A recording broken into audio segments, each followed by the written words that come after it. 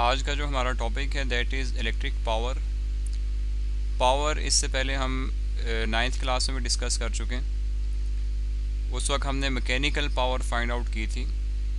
Actually energy को अगर हम टाइम के साथ देखें कि कितने टाइम में कितनी एनर्जी कंज्यूम हो रही है, that is the power.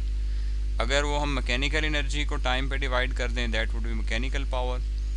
Electrical energy को टाइम पे डिवाइड कर दें कि 1 आवर में इतने जूल्स ऑफ एनर्जी कंज्यूम हुई है, that would be electric power. The amount of energy supplied by current in unit time is known as electric power। किसी भी यूनिट टाइम में कितनी अमाउंट ऑफ एनर्जी ट्रांसफ़र हुई है due to the supply of charges और current, that is called the electric power. Electric energy हमने last topic में discuss की थी, that was charge multiply by voltage. ये हमारे पास इलेक्ट्रिक एनर्जी है जिसको हमने W से रिप्रेजेंट किया था। पावर को कैपिटल P से रिप्रेजेंट करेंगे। इस इलेक्ट्रिक एनर्जी को टाइम कंजम्पशन पे डिवाइड कर दें, QV divided by time, so it would be the power. इसकी हम डिफरेंट फॉर्म्स बना सकते हैं। जैसे हमने इलेक्ट्रिकल एनर्जी की डिफरेंट फॉर्म्स बनाई थी, ऐसे ही हम इस पावर के फार्मूले की भी डिफरेंट फॉर्म्स बना सकते हैं। Q की जगह हम करंट वाला रिलेशन पुट करें as I is equal to Q by T, therefore Q is equal to IT। I और T यहाँ पे पुट करें, T से कैंसिल हो जाएगा, we will get P is equal to IV।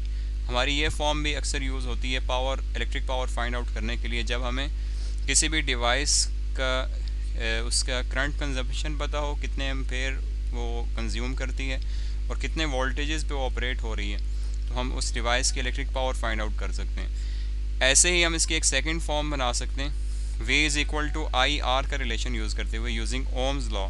V is equal to I R, तो I और I multiply होंगे, will get I square, then P is equal to I square R। ऐसे ही इसकी एक और फॉर्म बन सकती है वोल्टेजेस और रेजिस्टेंस यूज़ करते हुए। एज वी नो कि इलेक्ट्रिक एनर्जी जिसको हम W से रिप्रेजेंट करते हैं, it is equal to QV as current is charge per unit time. यहाँ से हम Q का रिलेशन निकाल सकते हैं, Q will be equal to IT। और पावर के लिए हमने पढ़ा है power is electric energy per unit time, W will be QV divided by T। Q की जगह हम ये रिलेशन पुट करें IT, it will be ITV divided by T। ये टाइम से कैंसिल आउट हो गया, we will get P is equal to VI। एक ये फॉर्म है power, electric power find out करने के लिए यूजिंग ओहम्स लॉ। इसकी सेकंड फॉर्म हम बना सकते हैं as V is equal to IR। V की जगह IR पुट करें, we will get P is equal to IR multiply by I, therefore P is equal to I square R। ये second form बन गई। इसी रिलेशन को use करते हुए अगर हम I की वैल्यू पुट कर दें, that is I is equal to V divided by R, therefore P will be equal to VI के रिलेशन में हम पुट करें I की value, we get V and I की जगह पे हम पुट कर दें V divided by R, therefore electric power will be equal to V square divided by R। ये हमारे पास तीन डिफरेंट फॉर्म्स हैं इलेक्ट्रिक पावर फाइंड आउट करने के लिए। बेसिकली आपको मेन फार्मूला, मेन कॉन्सेप्ट पता हो और ओहम्स लॉ पता हो, आप डिफरेंट फॉर्म्स बना सकते हैं इसकी। इस लास्ट फार्मूले की बेस पे हम इलेक्ट्रिक पावर को एक और वे में भी डिफाइन कर सकते हैं। When current I is passing through a resistor R, the electric power that generates heat in the resistance is given by I square R। इस फॉर्म में भी, इस फार्मूले को यूज़ करते हुए भी हम इलेक्ट्रिक पावर को डिफ़ाइन कर सकते हैं। The unit of electric power is watt. Power का यूनिट हमेशा वाट होता है, which is equal to 1 joules per second. Amount of energy को, जूल्स को हम डिवाइड कर रहे हैं टाइम पे, so 1 watt will be equal to 1 joules per second. It is represented by symbol capital W. Electric bulbs commonly used in houses consume 25 watt, 40 watt, 60 watt, 75 and 100 watt of electric power. इसी फार्मूले को use करते हुए एक example है और दो numerical problems हैं। उन पे मूव करने से पहले हम इसका एक बिग यूनिट भी डिफ़ाइन कर लेते हैं। वाट हमारे लिए एक छोटा यूनिट है जब हम डेली लाइफ में अपने इलेक्ट्रिकल अप्लाइंसेस को देखते हैं। हम किलो वाट में अक्सर चीज़ों को की पावर देख रहे होते हैं, या फिर हम एक और यूनिट यूज़ करते हैं किलो वाट आवर। इस यूनिट के नाम से पता चल रहा है, एक तो वाट का बिग यूनिट हो गया किलो वाट, इसके साथ एक प्रीफिक्स लग गई और उसको हमने मल्टीप्लाई करा दिया टाइम से। किलो वाट में पावर को अगर हम मल्टीप्लाई करा दें आवर्स में टाइम के साथ, तो ये हमें बता देगी कि कितने टाइम्स में, इतने आवर्स में कितनी इलेक्ट्रिक एनर्जी कंज्यूम हुई है या इलेक्ट्रिक पावर कंज्यूम हुई है। ये हमारा यूनिट नॉर्मली यूज़ होता है। हम अगर अपने जो इलेक्ट्रिसिटी हमारे बिल्स हैं, इलेक्ट्रिक बिल्स, उसके ऊपर हम जो यूनिट्स देखते हैं कि हमारे कितने यूनिट्स कंज्यूम हुए, 100 यूनिट्स हैं, 200 यूनिट्स हैं, 300 यूनिट्स हैं, वो एक्चुअली किलो वाट आवर्स ही होते हैं। उसमें पावर देखी जाती है, कितनी पावर कितने आवर्स के लिए यूज़ हुई है। उन आवर्स को मल्टीप्लाई करा दें नंबर ऑफ़ डेज़ से, 30 डेज़ अगर 1 मंथ में, तो उससे मल्टीप्लाई करा दें, हमारे पास वो किलो वाट आवर में एक किस्म के यूनिट्स आ जाते हैं। अब उन यूनिट्स का जो भी रेट होगा उससे हम मल्टीप्लाई करा दें तो हमारे पास हमारे इलेक्ट्रिक बिल की जो भी कॉस्ट है वो आ जाएगी। Electric energy is commonly consumed in very large quantity for the measurement of which joule is a very small unit. Normally ये जूल जो है एक बहुत स्मॉल यूनिट है। हम इलेक्ट्रिकल एनर्जी के लिए किलो वाट में अक्सर क्वांटिटी लिख रहे होते हैं। Hence a very large unit of electric energy is needed which is called kilo watt hour. तो किलो वाट आवर भी एनर्जी का ही यूनिट है। इसको डिफ़ाइन कैसे करेंगे? The amount of energy delivered by power of 1 kilo watt in 1 hour. 1 kilo watt power, उसमें कितनी अमाउंट ऑफ एनर्जी यूज़ हुई है 1 आवर के लिए, is called kilo watt hour. The amount of energy delivered by a power of 1 kilo watt. एक device है, 1 kilo watt उसकी power है, उसमें कितनी अमाउंट ऑफ एनर्जी डिलीवर हुई है 1 आवर में, that is called 1 kilo watt hour. इसको अगर हम जूल्स में लिखना चाहें तो 1 किलो वाट आवर कितने जूल्स के इक्वल है, ये हम ये देख चुके हैं कि 1 वाट में 1 watt is equal to 1 joules per second. इसका मतलब ये है कि एक तो यहाँ पे किलो, हमने किलो वाट में से किलो रिमूव करना है और आवर को सेकंड में कन्वर्ट करना है। Therefore 1 kilo watt hour will be equal to 1 kilo की जगह 1000 आ गया, 1 multiply by 1000 is 1000 watt as it is आ गया, मल्टीप्लाई बाय आवर, 1 आवर से इसको मल्टीप्लाई करा दिया। इसका मतलब है ये दोनों क्वांटिटीज सेम है। 1 kilo watt hour is equal to 1000 multiply by 1 hour. हमने जाना है सेकंड्स में, क्योंकि जो वाट है वो जूल्स पर सेकंड के इक्वल है। इस आवर को सेकंड में कन्वर्ट करें तो 1 आवर में 3600 सेकंड्स होते हैं। जस्ट इससे मल्टीप्लाई करा दें, we get 36 times 10 to the 5 joules. और इसको अगर हम प्रीफिक्स की फॉर्म में लिखना चाहें, it will be 3.6 exponent 6 joules, और 10 टू द 6 के लिए हमारे पास प्रीफिक्स है मेगा जूल्स। बोर्ड एग्जाम में भी क्वेश्चन आ चुके हैं। Define kilo watt hour and prove that 1 kilo watt hour is equal to 3.6 mega joules. तो ये हमारे पास कन्वर्जन है कि 1 किलो वाट 3.6 मेगा जूल्स के इक्वल होते हैं। The energy in kilo watt hour can be obtained by the following formula. हमने अगर एनर्जी किलो वाट आवर में लेनी है तो उसके लिए फार्मूला क्या होगा? वाट से किलो वाट में जाने के लिए 1000 से हम डिवाइड कर दें, ये वाट को हमने 1000 पे डिवाइड कर दिया, और किलो वाट आवर में जाना है तो time of use in hours, hours में टाइम लिख दें कि एक डिवाइस है, कोई भी अप्लायंस है 100 वाट की है या 1 किलोवाट की है, कितने आवर्स तक वो चलती रही है, उसने कितने आवर तक इलेक्ट्रिक एनर्जी कंज्यूम की है। लेट्स वो 2 आवर्स तक उसने इलेक्ट्रिक एनर्जी कंज्यूम की है, तो 1 किलोवाट को 2 आवर्स से मल्टीप्लाई करा दें, we will get 2 kilowatt hour. तो ये हमारे पास किलोवाट आवर में इलेक्ट्रिक पावर आ जाएगी या इलेक्ट्रिक एनर्जी कितनी कंज्यूम हुई है। इसी को ही हम नंबर ऑफ़ यूनिट्स के लिए भी यूज़ करेंगे, वो हमारे पास एक्चुअली नंबर ऑफ़ यूनिट्स ही आएंगे। अभी हम एग्जांपल और प्रॉब्लम सॉल्व करेंगे जिसमें हम देखेंगे कि ये हमारे पास डायरेक्ट नंबर ऑफ़ यूनिट्स आ जाते हैं। The electric meter installed in our houses measure the consumption of electric energy in the units of kilowatt hour. जो हमारे इलेक्ट्रिक मीटर हैं वो एनर्जी कंजम्पशन किलोवाट आवर में ही मेजर करते हैं, according to which we pay our electricity bills. If the cost of 1 kilowatt hour, that is 1 unit, is known, अगर हमें 1 kilowatt our की कॉस्ट पता है कि 1000 वाट की कोई अप्लायंस 1 आवर के लिए अगर चले तो उसका रेट क्या है।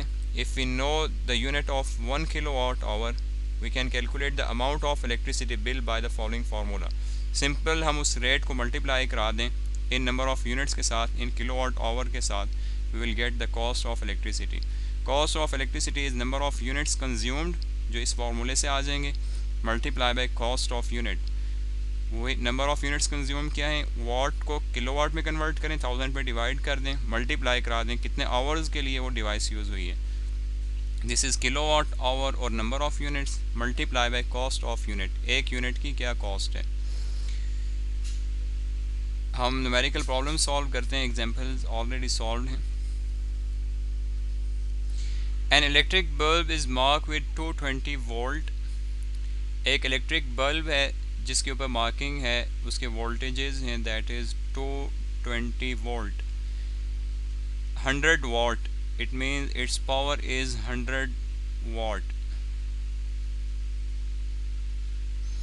Find the resistance of the filament of the bulb. Bulb का जो फिलामेंट है उसकी रेजिस्टेंस हमने फाइंड आउट करनी है कि जो 100 वाट कंज्यूम कर रहा है। If the bulb is use 5 hours daily, एक तो हमने रेजिस्टेंस फाइंड आउट करनी है।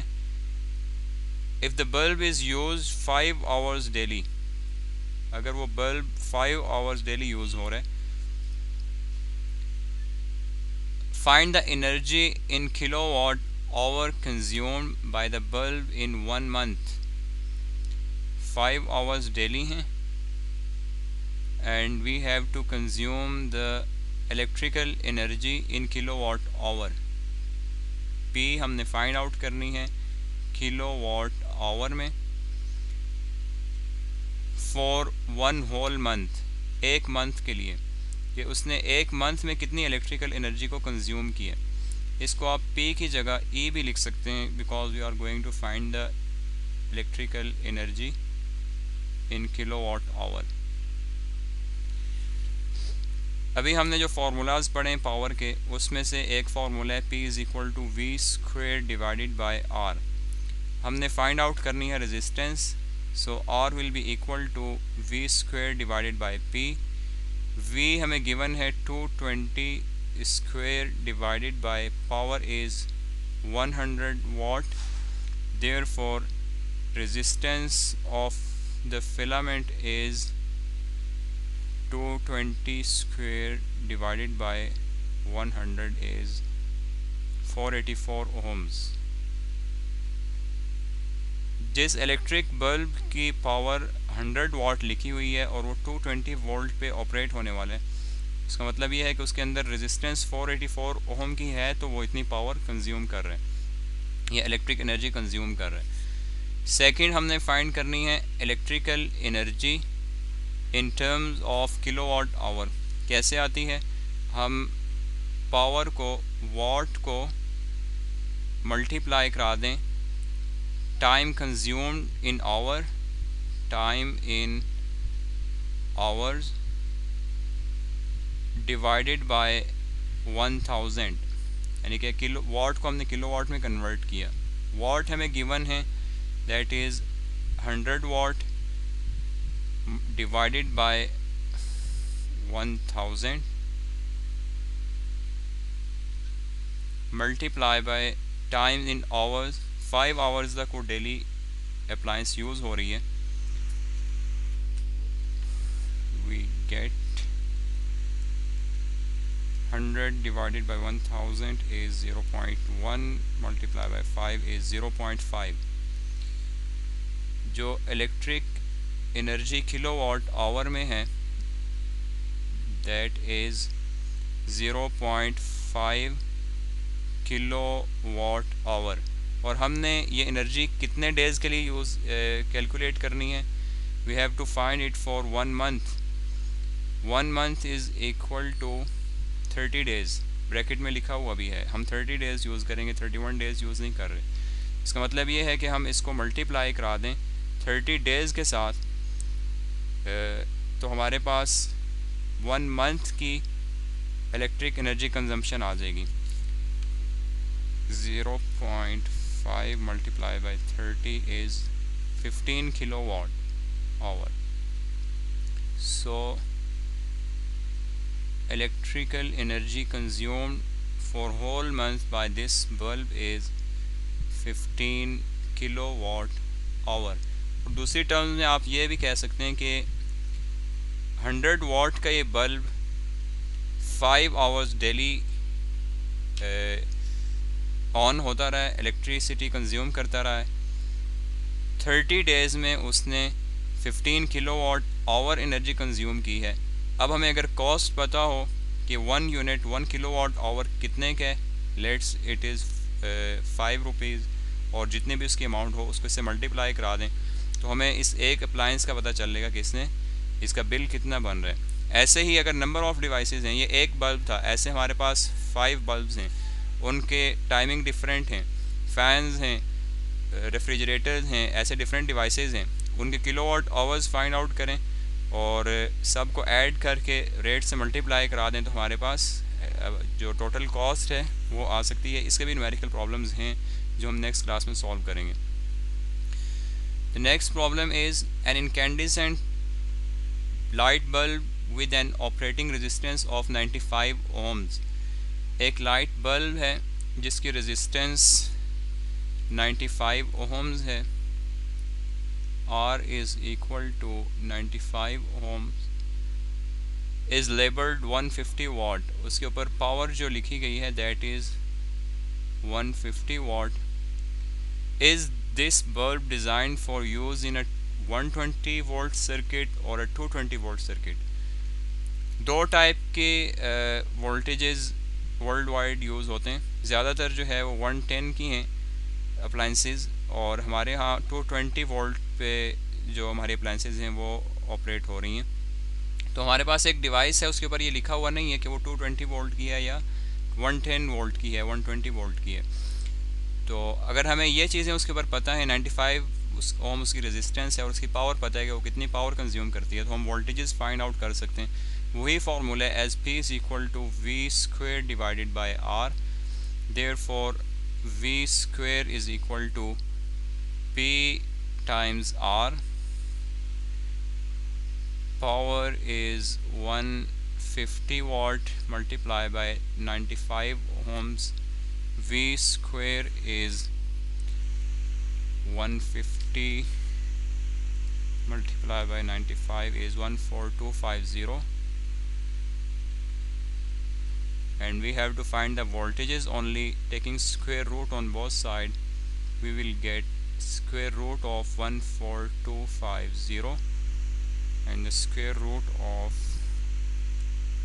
this is 119.37, 119.4।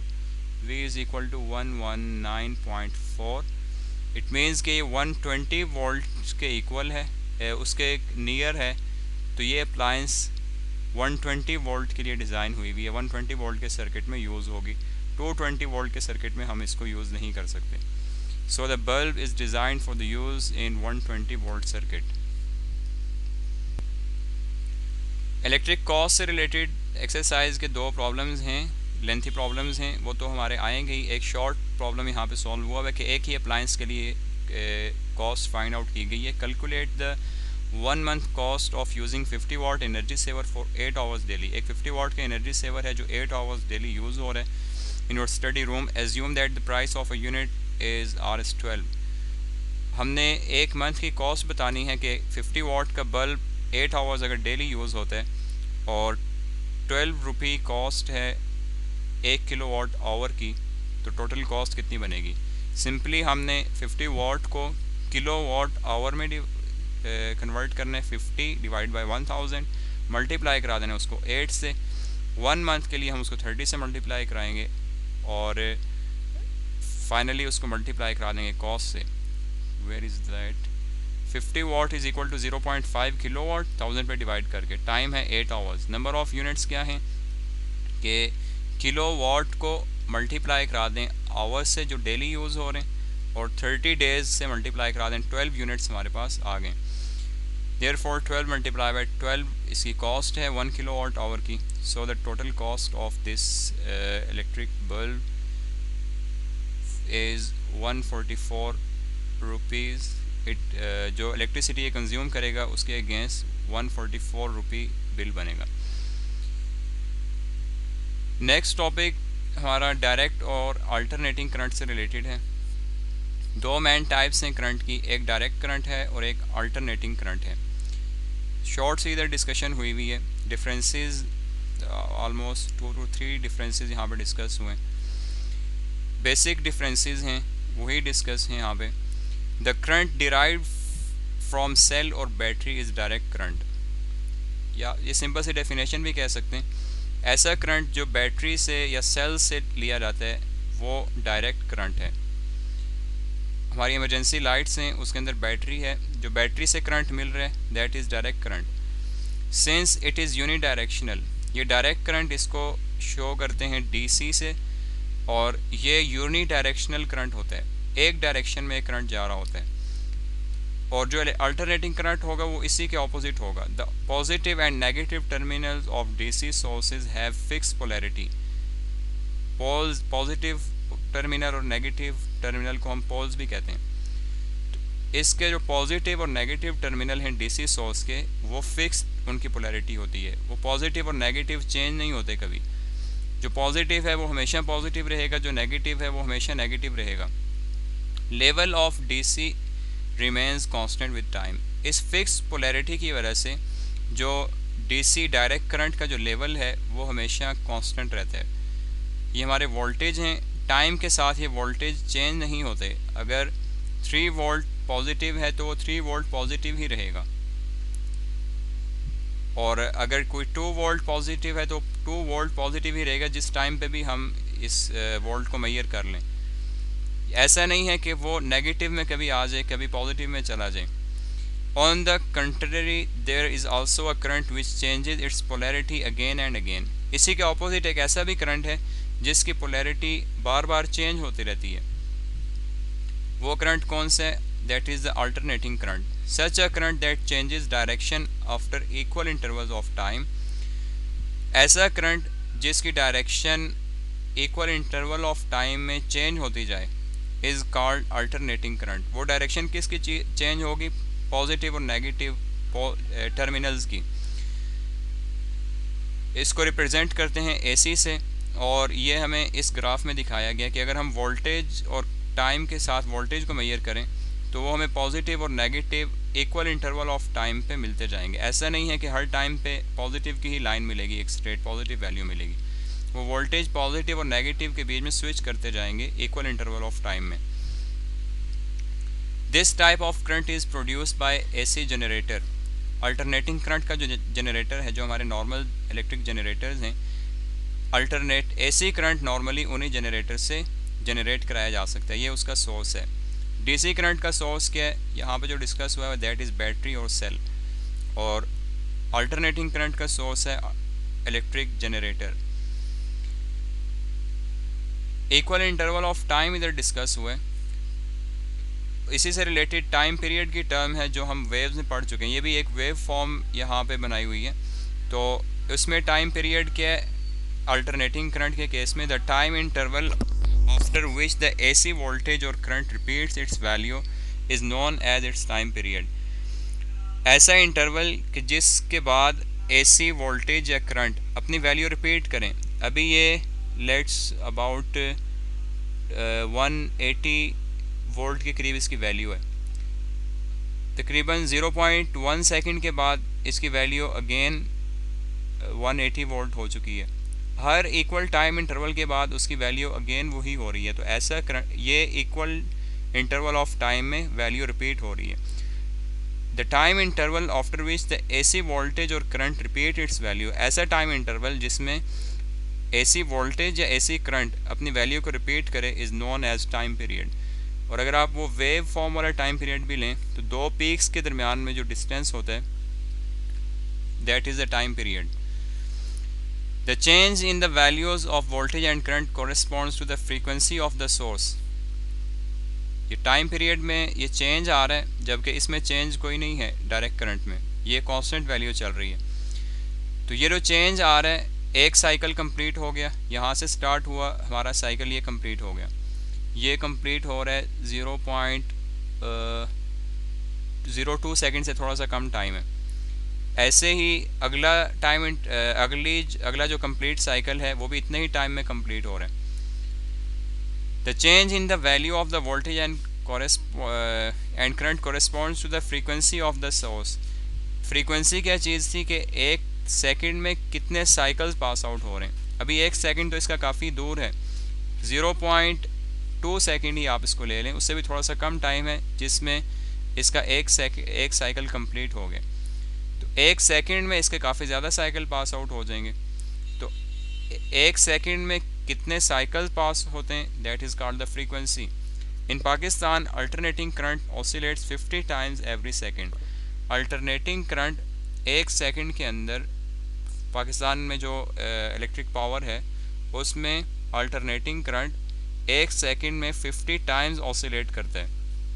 तो जितनी ऑसिलेशन एक सेकंड में होती हैं that is called the frequency. Thus its frequency is 50 hertz. आपको हमारे जो अप्लाइंसेस हैं अगर आप उन पर चेक करें तो आपको 50 हर्ट्ज़ लिखा हुआ नज़र आता है। इसका मतलब ये है कि वो हमारे यहाँ के जो इलेक्ट्रिसिटी है उसी के लिए डिज़ाइन हुआ है, इसी वजह से 50 हर्ट्ज़ लिखा हुआ है। जो ये 220 वोल्ट के अगेंस्ट ये 50 हर्ट्ज़ आ रहे हैं। जो 110 सप्लाई है जो बाज़ कंट्रीज़ में यूज़ हो रही है उसमें आपको 50 हर्ट्ज़ नहीं मिलेगा, उसमें नंबर ऑफ़ साइकिल्स डिफरेंट होंगे। Alternating current has advantage. यहाँ तक तो डिस्कशन थी कि उसका डायरेक्शन चेंज होती है, जनरेट कैसे होता है, फ्रीक्वेंसी क्या है। इसका मेन एडवांटेज क्या है डायरेक्ट करंट के ऊपर अल्टरनेटिंग करंट का, कि हम इसको इजीली दूर एरिया तक भी जो है वो ट्रांसफ़र करा सकते हैं। Alternating current has advantage that make it more practical for use in transferring electrical energy. For this reason, the current supplied to our homes by power companies alternating rather than direct current। अब हमारे power station जो हैं वो कितने दूर होते हैं, वहाँ से ग्रिड स्टेशन में इलेक्ट्रिसिटी आती है, वहाँ से जो है हमारे हाउसेस तक या दूसरे जो जहाँ पे कंजम्पशन है उधर तक इलेक्ट्रिसिटी पहुँच रही है। ये अल्टरनेटिंग करंट ऐसी करंट ही ऐसा है जिसको हम इतने दूर तक पहुँचा सकते हैं इजीली। डायरेक्ट करंट को हम इतने लॉन्ग डिस्टेंसेस तक नहीं पहुंचा सकते। तो हमारे जो हाउस में जो इलेक्ट्रिसिटी आ रही है that is the electric current. Alternating voltages हैं, यही उसका मेन एडवांटेज है जिस वजह से उसको यूज़ कर रहे हैं। डायरेक्ट करंट को इसीलिए नहीं यूज़ कर रहे कि क्योंकि वो इतने लॉन्ग डिस्टेंसेस तक नहीं जा सकती। तो यहाँ पे जो इसका डिफरेंस आएगा उसमें ये डिफरेंस हम लिख सकते हैं, direct current can not flow through large distances. Frequency यहाँ पे 50 हर्ट्ज़ इसकी डिस्कस हुई है। ये 50 हर्ट्ज़ क्यों है, क्योंकि एक सेकंड में 50 साइकिल्स पास आउट हो जाते हैं। तो जो डायरेक्ट करंट है उसकी फ्रीक्वेंसी क्या होगी, उसके साइकिल्स हैं ही नहीं, so it's frequency is zero. तो ये दो डिफरेंसेस और ऐड हो सकते हैं। कंपैरिजन के लिए क्वेश्चन है आपकी एक्सरसाइज में, what's the difference between direct current and alternating current. हर एक जो मेन डिफरेंस आ गया, direct current is unidirectional and alternating current changes direction after equal interval of time। second difference source का आ गया, the source for direct current is battery और cell। और अगर जनरेशन भी देखें तो हमारे जो सोलर पैनल्स हैं उनसे जो करंट जनरेट होता है वो भी डायरेक्ट करंट है। वो आगे हम डिफरेंट डिवाइसेस लगा के उसको डायरेक्ट से अल्टरनेटिंग बनाते हैं, तब हम घर में यूज़ कर सकते हैं। और अगर उसके साथ डायरेक्टली हम डीसी डिवाइसेस लगा दें तो हमें उस इन्वर्टर की भी ज़रूरत नहीं होती। सेकंड डिफरेंस सोर्स का आ गया। थर्ड डिफरेंस है पोलैरिटी का, कि इसकी डायरेक्ट करंट की पोलैरिटी फिक्स रहती है जबकि अल्टरनेटिंग करंट की पोलैरिटी इक्वल इंटरवल में चेंज हो रही है। थर्ड नेक्स्ट डिफरेंस है डायरेक्ट करंट लॉन्ग डिस्टेंसेस तक नहीं फ्लो कर सकता, अल्टरनेटिंग करंट कर सकता है। And the last difference is frequency, जो डायरेक्ट करंट की है दैट इज़ 0 हर्ट्ज़ और अल्टरनेटिंग करंट की 50 हर्ट्ज़ है। It is not only 0, there should be hertz if we want